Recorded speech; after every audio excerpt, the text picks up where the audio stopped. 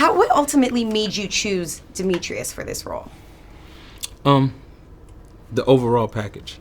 Like I said, a lot of people had, great acting skills, but they were still actors. Demetrius is, developed. He was Tupac. When they were acting, he was Tupac. So, where someone come in and give a great performance, it's like, I still know that you're acting. I don't believe you. Yeah. I have to believe. Benny has to believe. We have to believe that this guy is Tupac. And Demetrius brought the overall effect of that. So he caught you aesthetically, which was huge. Then he also brought the persona. Then he also brought a non-selfishness that he allowed Tupac to use this vessel. Yeah. You feel what I'm saying? A lot of actors would have blocked Tupac out and added a lot of them. Demetrius was a clean canvas for the art to be able to develop the way it should. Was there ever a question of to use the surveillance footage or like other aspects that were real Pac as opposed to maybe just having Demetrius? So we don't want to tell a movie, we don't wanna tell the movie. Yeah, we did. But we utilize as much because it's real life. Pac's story is very real, and to give the film that much more authenticity, and because we have an actor playing the role of Pac who embodies him so much, we felt that we had the ability to use some real life Pac footage and intercut it with the movie. For sure. But we're not gonna tell you where, because they thought in the concert that I was going from. Really? Some people were like, "Wait, I'm not sure," and someone was like, "No, that was real footage," and we were like, "Nah, that was all. That was all. That was amazing. Yeah. There are so many layers to Pac, and I think that's one of the things that we love about him. Was there an aspect of his life or himself that you were excited to show everyone? Personally, I was actually excited to show as much as we could the younger Pac, the baby, the 5-year-old, 13-year-old, 17-year-old, because I think that gets missed. He was that's where he learned everything that he then went on to do in his 20s.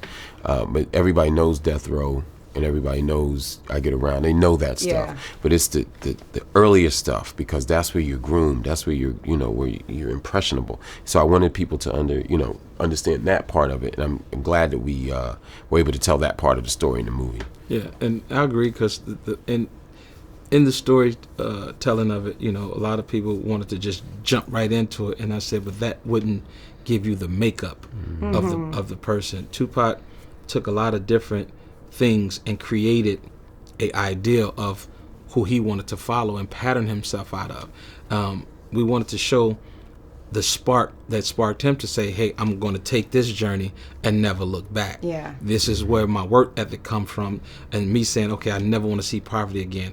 I never want my people to be down again. I never want my sister to be hungry again. I never want to be homeless again. Like, there's certain things that set him up to give him his drive and his work ethic. Yeah. His circumstances set him up, for success, even though it seemed like the circumstances should give you failure, so it really, and then speaking to the world scenario, it really takes the excuses out of everything people say. So you can't blame your guy and say, oh, my man didn't put me on. Right. You know what I'm saying? There's no excuses. You could do whatever you want to do. You just have to put in the work. Lastly, what Pac song do you think resonates most with you? So Many Tears for me. Okay. Only because I feel like that song, he's speaking to every single thing that happened. There's so much prophecy in that song. It's scarily, spookily. It's just, he's telling you everything that has happened, and telling you everything that is going to happen to him in that song. And there's several songs like that, if you listen very carefully to the lyrics, where he knows that he's not going to be here for a long time.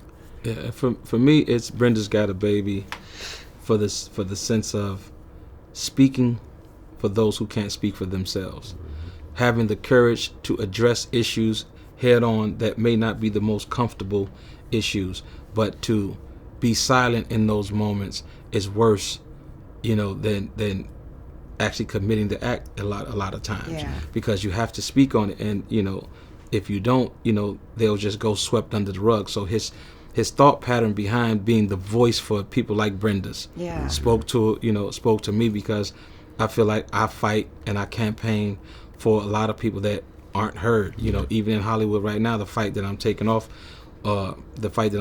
now is to, you know, express that we have a lot of talent in Hollywood that gets overlooked, and that in 2017 we're still saying the first black, the first this, the first that, and it's like, you know, we're here. You know, we have great directors like Boom. You know what I mean? We have great young producers like myself. We have great stories to be told, and you know, they're just piled up. You know what I'm saying? Because we don't have the ability to, you know, tell these stories, and then when somebody else tells them, then we get mad because they don't tell them correctly, and they you know, they tell them cheaply. Yeah. You feel what I'm saying? Yeah. So, you know, Brenda for me resonates just that voice. You know, it's a great example of using your voice and your platform to make change. I love that. Congratulations. Thank I you. really, really enjoyed it. I had a great Thank time. I you. can't wait to see it again.